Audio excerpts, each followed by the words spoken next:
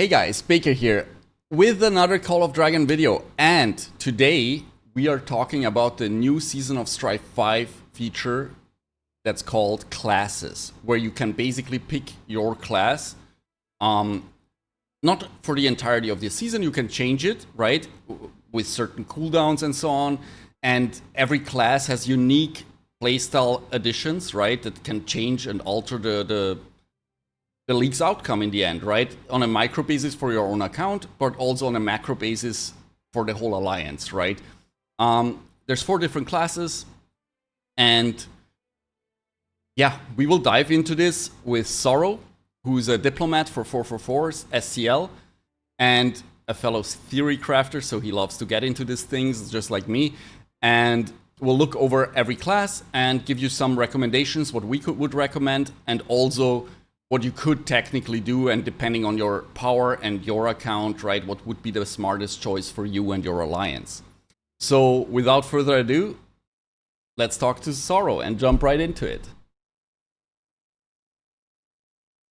Yo, what's going on, guys? Glad to be here. Thanks for inviting me on, Baker. Nice. Happy to have you here, man. I'm really excited for this season, like the fighting, and of course, the theory crafting, because this is the first time we see all these features. So, as said, there's the 4 classes, and Druid being more of a battlefield support, right? Like it buffs legions. Engineer is for turrets. Herbalist is like the classic healer that provides elixir to the alliance or to allied members. And Warlord, the typical fighter role. What's your thoughts on Druid, man? Personally, I'm a big fan of this class. I actually chose it on my main account. Oh, Um, yeah, no, I just find it really versatile, mhm. being able to provide buffs to your alliance members, but also being able to take on some of those buffs Yeah, is really nice to have, especially since I'm not T5 yet.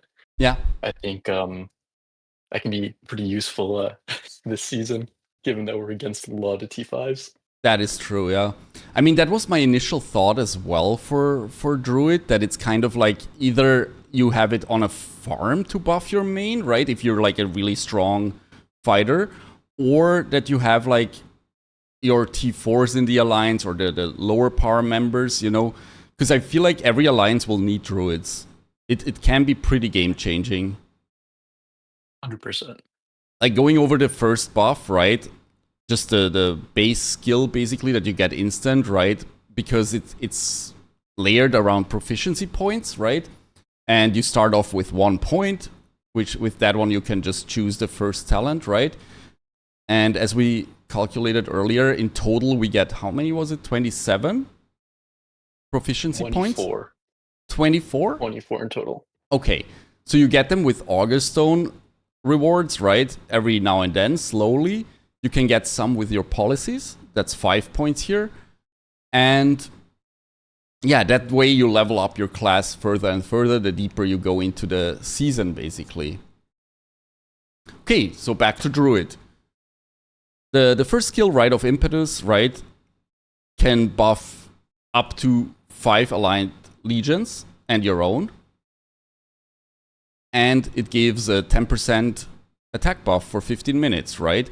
And at the same time, you receive 5% of the merits that the legions you buffed gain, up to 150,000 per week, which is actually pretty nice for farms too, to be honest. Like you can buy out some resources or, you know, some pet skills you might need on your farm, depending how strong your farm is, of course. But it is really nice for your members if they choose it in your alliance, right? It gives that nice little boost in merits. Yeah, it's definitely something you're going to want to have a lot of, whether it's on Mhm, your farm, second account, or, mhm. just for your T4 players to kind of give your T5s that slight advantage throughout the season. Yeah, especially because I saw you can reduce the cooldown, right, with the first talent, kind of. So Hmm. instead of 15 minutes every 40 minutes, you can get that down to like 15 minutes buff every 25 minutes, right? So basically getting like 70% uptime or something like that, just from one guy, right? And also you can increase the targets within your own legions. But what's more important, I feel, is the one, sorry, where was it?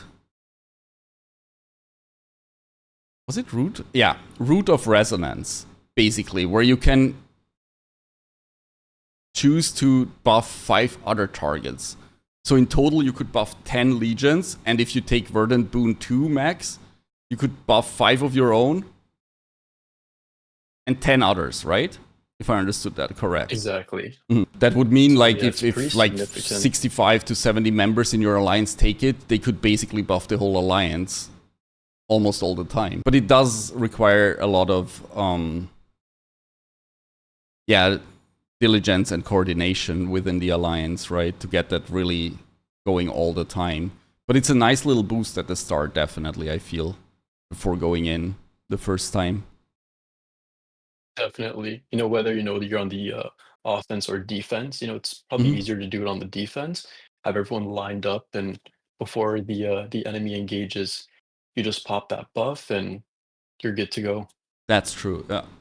Especially because the buff gets stronger too. Like you can get 10% counter attack bonus, 10% normal attack bonus. You can boost your merits if you want to, right? You could reduce, which is pretty good actually. You could reduce the severely wounded up to 10%, which is really nice. Not just for yourself, for anybody that gets buffed, right? Like, it's basically that the main buff is the one we form with the other skills, right? So that main buff is always the one you cast, and that costs AP to cast. And you can get reductions on AP cost and then, regen them faster and so on. And I think you can also buff them with gems. If I understood that correct. For the gems, I think it just allows you to buy more AP. Okay. Yep. It just increases the maximum and has a daily purchase limit of 3. Yep. So every 24 hours, on reset, so 0 UTC. Yeah. You'll be able to get, I think it's a total of 27 AP a day for 900 gems. Okay. So you could spend technically 900 gems a day to have that higher limit. And other than that, you recover 1 AP every 30 minutes, and it's used to cast those proficiencies, right? Okay. But the cool thing with the Druid is there's a lot of synergy that can come out of it, right? Just breaking something on a micro level, like if you click on the Rite of Impetus skill itself. Yeah. So in the description, it says, 5 alliance legions surrounding the legion gain impetus, attack plus 10%. So again, it's gonna need some testing, but that might be a buff itself for your heroes.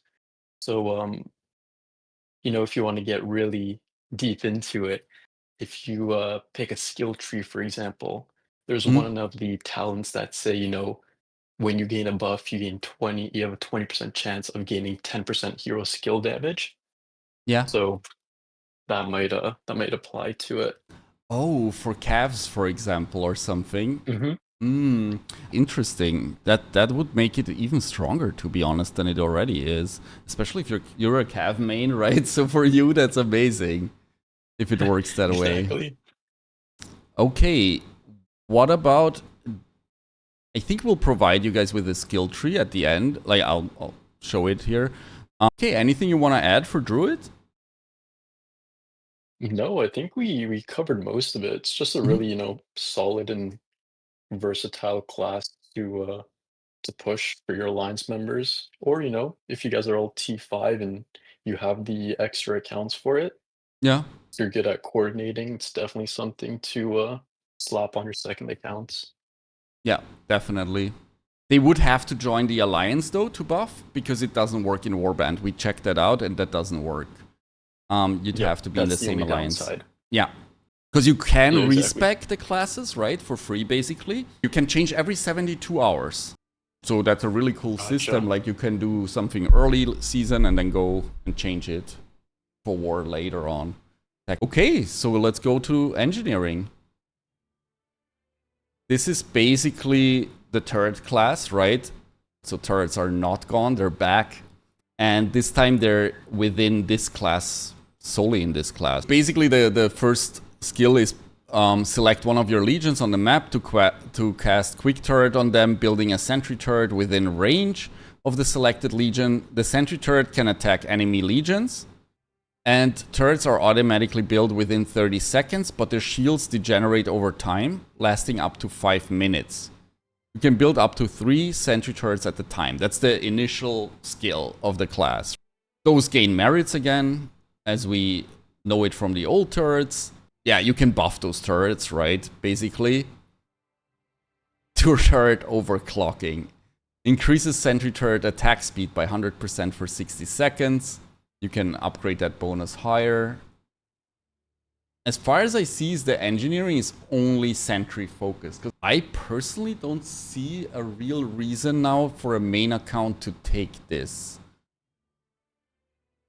Yep, definitely seems like something you're going to want to limit to a warband account, right? So a farmer second account. Yeah. Given that, there are no restrictions to having it on a farm or being able to place it in a specific alliance territory. Yeah, I mean, unlike the Druid class, which you just finished seeing, um, the engineering class definitely requires more coordination with your alliance. Because, if there's no coordination there and you're just a random player who drops a turret, it's going to get obliterated in like a few auto attacks, right? Yeah. But if you can coordinate a bunch of accounts to drop it at the same time, you can maybe wall off an attack or yeah, I'm delay thinking the enemy like by some amount of calves time. with the cloak and getting behind enemy lines and dropping a shit ton of turns on them. Or something like that could be funny. Yeah, it's definitely an interesting class. The stronger farm, I choose Druid. Just so I can, slowly build it up. And the classical farm would be perfect for this, I feel. Okay, that brings us to the Herbalist.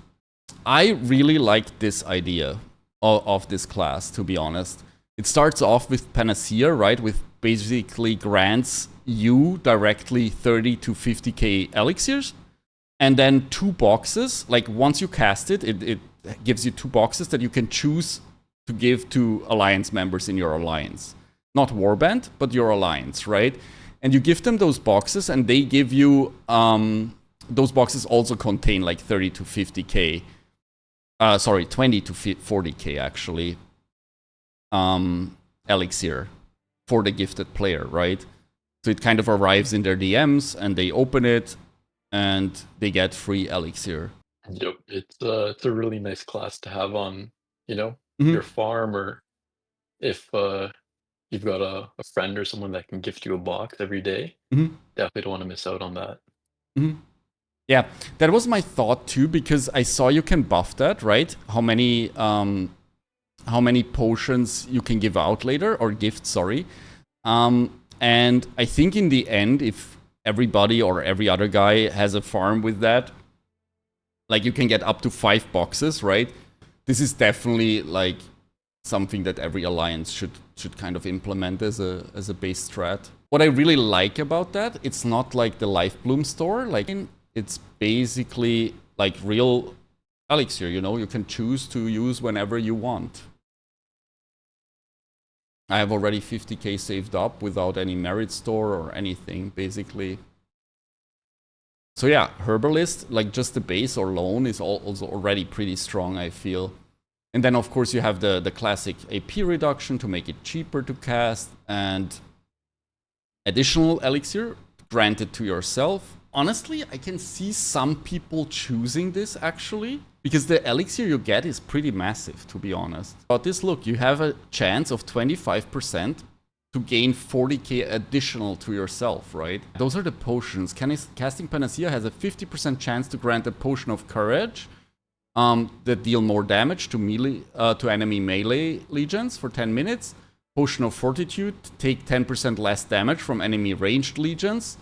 Potion of Relief, receive 10% fewer severely wounded. Pretty good. Only one buff applies at a time.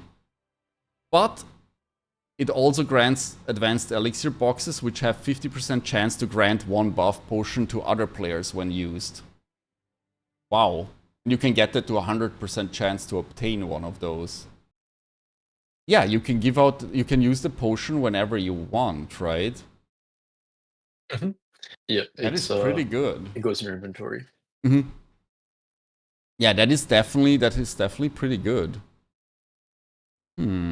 Something I was kind of thinking about with this class is if you picked it throughout the early game, yeah, when you're not at war on your main account, since it gives you more elixir, yeah, on the person who casts the skill, yeah, it's almost worth kind of doing that on your main account so you can stockpile more, along but with stockpiling some of those potions.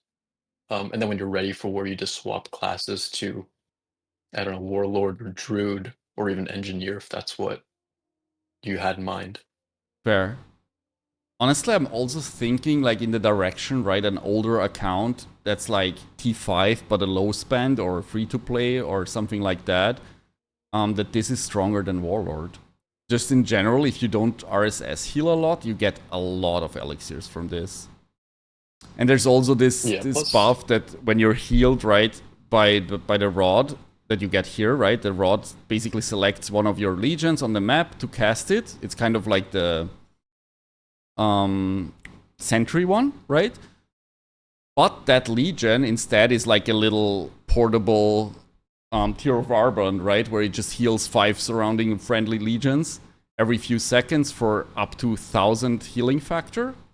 And you gain merits according to the amount of healing you did. And at the same time, you give them damage reduction. Is really nice. Okay, definitely also a very interesting class. So far, it's really hard to say, okay, this one is OP, let's go, right?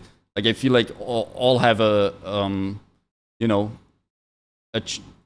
chance to be something amazing, depending on how you use it. It's also pretty easy and straightforward on what to pick here. The cool thing is, with those 24 points, you will be able to max the entire class. It just falls down to the choices, right? So you have them in the middle, and then towards the end, where you kind of pick / forfeit the skill. So usually a lot of these skills are merit gain. Yeah. And when you think about it, it's nice to get those merits. Yeah. But over certain buffs, I don't think it's really worth forfeiting a buff over a bit of extra merits. I agree. I would rush one of these though quite early, I think. Like definitely Ambrosia, if it's on your main account, right? Okay, like I really like this. I might actually take this early on, to be honest, for the early fights. And then swap into, when we get into the later zone to the RSS healing that we'll talk about right now, the Warlord. This was my initial pick. And basically cast Stewardship. For the next 30 minutes, lightly wounded units in your legions are healed after battle, which means like if you attack and then disengage, you get healed, or you're lightly wounded, right? The healing rate is equivalent to 50% of enemy units that the legion defeated in the battle. Up to 1 million lightly wounded units can be healed each time, which is kind of crazy. Because you definitely won't hit that 1 mil early on, right? If you hit that 1 mil, it's because you're min-maxing the playstyle of this class, and you're able to sustain yourself until you hit that cap. Yeah. And if you can do that, you're going to be pumping out like 500, 750k merit reports. So yeah, that's true. Pretty nice. It's gonna be really nice to hunt that biggest number in the alliance for a single report with this. So that's definitely something I really like. Although initially it doesn't provide you anything for your savs right yet. Then it has the classic cooldown reduction, AP cost reduction, as every class kind of. The duration you can increase because it has a base duration of 30 minutes, right? And 120 minutes cooldown, right? That's important. You can increase that by 10 minutes, making it 40 out of 120, right? More healing. And then Spirit Warfare. Legions deal 0.3% more damage for every 300,000 T4 plus you have in the ossuary, up to a maximum of 3%. Like the amount of deaths you have. So, if you have 3 mil death, if I read that correctly, you will max out that extra bonus okay, cap. okay. That's kind of crazy. The more you die, the stronger you get. That's interesting. Okay. And it does not apply to rally or garrisoned armies again. It's just, yeah. And the damage bonus is 0.3, 0.6, 1%, right? Increases the proportion of units revived in the ossuary. I like that. I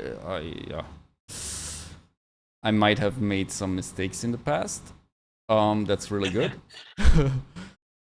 Increases Legion march speed. I really like that because in the bottom we have sturdy frontline. Legions receive 1% fewer severely wounded while Stewardship is active. That's already the first Sevwood reduction. I really like that one. Then you gain more merits. It's always this symbol, right? Up to 5%. It's a multiplicator basically. And you deal more damage for every 1 million T4 or 5 units you healed through resource healing this season. Up to a maximum of 3, which goes up to 10 if you put 3 points into it. It's like 10% more damage is quite massive, to be honest. The only thing that's different to the Conquest achievements is that here it says explicitly T4 plus. So you can't be spamming your workhorses for this one. Exactly. Okay, definitely nice. Like some bonus damage, even if you don't focus it or don't care about it, you will get it for free, right? Like this is automatically happening that you heal some. It's gonna automatically happen that you kill some.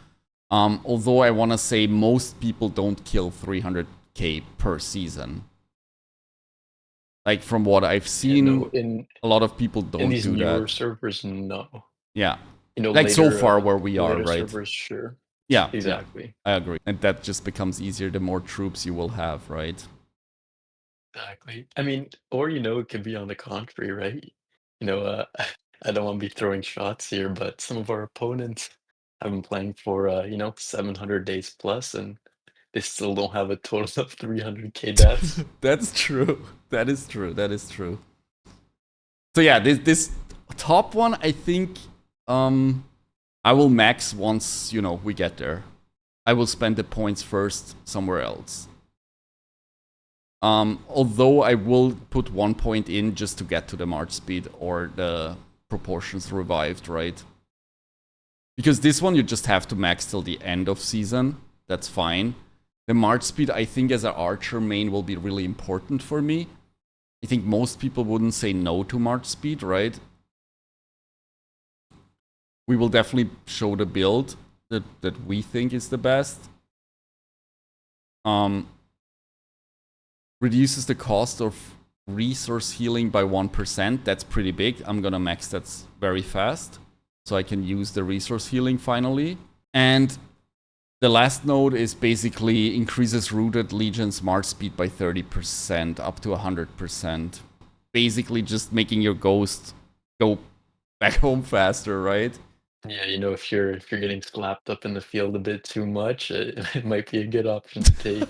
Yeah, so you can heal up and get back into it. Yeah. I don't know if I'd trade that for the 5% resource healing. Exactly. There's no shot you would do that. Yeah, exactly. I think this is pretty straightforward, right? Anything you would add? Yeah, a couple things. When it comes to the march speed and ossuary, I think honestly throughout the season you take that march speed. Yeah. And when you're ending the season, you can take the ossuary buff. That way, you have a bit more revives. You could even swap classes to warlord, in the last minutes of the season, and try to take that buff, just so you get a few more legions back. Yeah. It's not an insane amount, but it adds up. Sure. Like I can see that respecking strat into it. Another cool thing with this is there's a good synergy, um, some synergy tech you can do with the Druid skill. So as we kind of went over this class, um, you can see it's really focused around sustain and damage. Yeah. Along, with some march speed and healing reduction. Yeah. But if you look at that severely wounded skill at the bottom, Yeah. um, You mean the yeah, that one. reduction? Exactly. So the sturdy frontline grants you 5 less subs. Now if you go to the Druid class Yeah. and you look at there's one skill, um, it's on the right, It's top this one, right. right? Yep, Yeah. exactly. So this skill here gives you 10 less subs, if you've been granted the Rite of Impetus buff. Yeah. So if you're running with a Druid, I don't know, friend, he gives you the buff, you get that 10% reduction for Thevs, plus the 5% reduction from From your your own. Warlord class, 15% reduction, allowing you to have more lightly wounded, which you can Heal self-sustain up. off the Warlord skill. True, Yep. true. So a good little synergy tech you could do right there. That's true. I really like this system, and I think we will see some interesting strats as well this season with it. Like this will be definitely something I'll be looking out for what the other alliances do and so on as well. Because it's one thing to talk about it, right, and theory craft all those things, but it's also a bit interesting to see it actually happen right outside in battle, and how they manage it and how we manage it in the end. Yeah. Right. Oh, that Kin The Husk. execution is usually off a bit from the discussion or kind of theory crafting portion of it. Yeah. Especially with that engineer class, right? Yeah. Because there's a lot of things you can do and it's really circumstantial, so I it won't agree. be the exact same setup for everyone. Yeah. Okay, man. I'm really excited for this. We have our big first ancient statue basically tomorrow. And yeah, maybe we can try out some stuff of this already. I'm gonna make my tree. I think we'll put the screenshots of the trees in the description. Yeah, however you want to do it, we'll definitely get them out there so people have an idea of, what to kind of push.